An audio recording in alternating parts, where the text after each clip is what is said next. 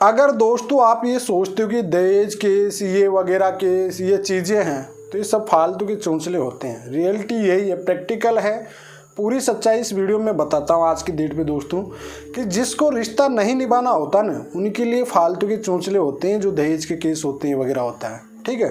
लेकिन जिसको रिश्ता निभाना होता है ना, जिस पत्नी को अपने पति के साथ रिश्ता निभाना है ज़िंदगी भर का, वो तो आपके सामने प्रैक्टिकल इस कोरोना टाइम में लॉकडाउन में आपको पता होगा कि मजदूर की बीवी मुंबई से लेके बिहार तक पैदल भी अपने पति के साथ आई होगी, आपने देखा होगा।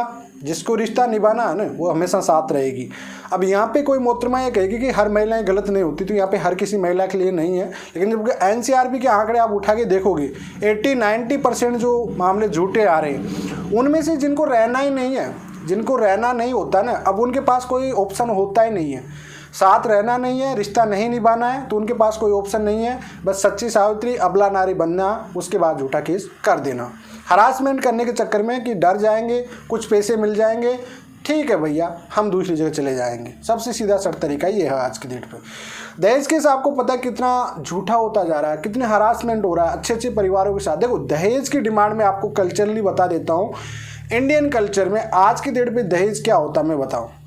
अगर आप शादी कर रहे हो आज आपकी बेटी की, तो इस टाइम पे डिमांड हो सकती है, क्योंकि कीमत आप लोगों ने बता रखी है। कीमत जो लड़का होगा, जैसे कोई सरकारी गांव में आप चले जाए, कोई सरकारी कर्मचारी हो गए, तो उसके पीछे 10-20 भगेंगे, ठीक है भाई, उसके 10 लाख लगाएंगे, 20 लाख लगाएंगे, 25 लाख लगाएंगे, ठीक है। मतलब यहाँ पे जब शादी हो रही है उसी टाइम पे जो देना लेना होता है उसी टाइम पे होगा, क्लियर कट है। लेकिन बाद में जो दहेज की एक्चुअल में जो कानून होता है कि शादी के बाद में किसी को प्रताड़ना देना, हरासमेंट करना, ये चीज़ें होती नहीं, ये चीज़ें अब नहीं होती हैं।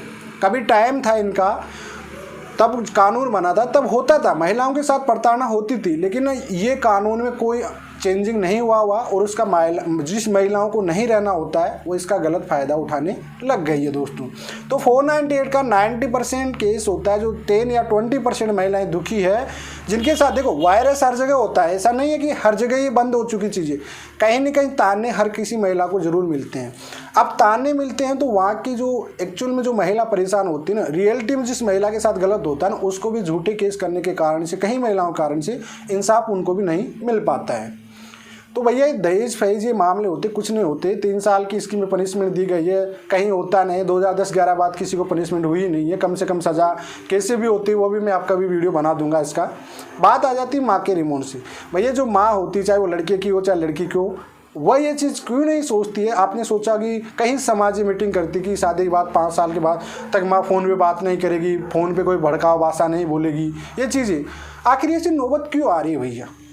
जो माँ होती चाहे वो लड़के की हो चाहे वो लड़की की हो, ठीक है, वो ये चीज़ क्यों नहीं सोचती कि वह भी किसी दूसरे घर से आई है। भाई वो जिस घर से रिमोट चला रहे ना उस घर में वो पैदा नहीं हुई है, ठीक है। हाँ आपको आज़ादी मिल गई उस घर में, तो इसका मतलब ये नहीं कि जिस लड़की ने आपके घर में गई है तो उसमें भी उस लड़की को रिमोट से चलाए आपकी लड़की भी। हो सकता है वो परिवार नहीं, आपका परिवार आपको एक्सेप्ट कर लिया उस लेवल पे, लेकिन अगला परिवार आज की डेट पे डिजिटल हो गया, सभी ओपन माइंडेड पर्सन हो चुके हैं, तो कोई इंटरफेयर नहीं चाहता किसी के घर में भी, ठीक है।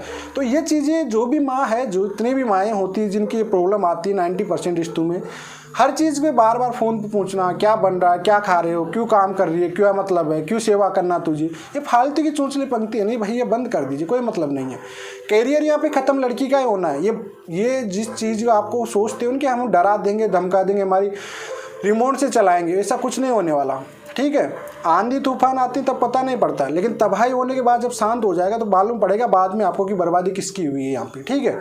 तो यहाँ पे आजकल वो पुराने ज़माने चले गए कि आपने केस कर दिया साहब डर गई पार्टी, पैरों में आके गिरी, ये चीज़ें नहीं चलने वाली है। तो इससे बेटर है भाई जिसको साथ नहीं रहना म्यूचुअल में जाइए, सबसे बेटर है। क्यों अपना हरासमेंट फालतू टाइम वेस्ट कर रहे हो आप लोग। जीत उसी की होगी जो सच्चा हो, चाहे वो लड़की हो चाहे वो लड़का हो। जिसके साथ गलत हुआ है जीत उसी की होगी एंड में आके। ऐसा नहीं है कि जीत उसको नहीं मिलेगी, डेफिनेटली मिलेगी, लेकिन हरासमेंट कितना हो जाएगा इस चीज़ को आप नोट कर लेना इसमें हम लोग, ठीक है ना। और 90% केसों में यही आ रहा है, माँ का रिमोट, जिसको साथ नहीं रहना, एडल्ट्री, 3 ही ग्राउंड आते हैं, इससे ज़्यादा कोई ग्राउंड नहीं आते हैं। 10 या 20% जो महिलाएं वाकई परेशान है उनको भी इसी नज़रिए से देखा जाता है, इस वजह उनको भी इंसाफ नहीं मिल जाता। तो ये भैया कमाने का धंधा एक जरिया हो गया है, अपने कंट्रोल में रखने का जरिया हो गया है, और उससे ज़्यादा कोई दहेज फहेज कुछ नहीं है। तो दोस्तों प्रैक्टिकल कुल मिलाकर यही है कि भाई आप गलत नहीं हो तो बिल्कुल मत डरिए, लड़िए, फाइट करिए और अच्छे से सबक सिखाइए, चाहे वो लड़का हो चाहे वो लड़की हो। आई होप दोस्तों आपको समझ में आ गया होगा जो मैं मैसेज छोड़ना चाहता हूँ। अगर वीडियो पसंद आए तो लाइक शेयर कीजिए, अगर आपका कोई सवाल हो तो कॉमेंट छोड़ दीजिए। चलिए आज के लिए इतना ही। जय हिंद।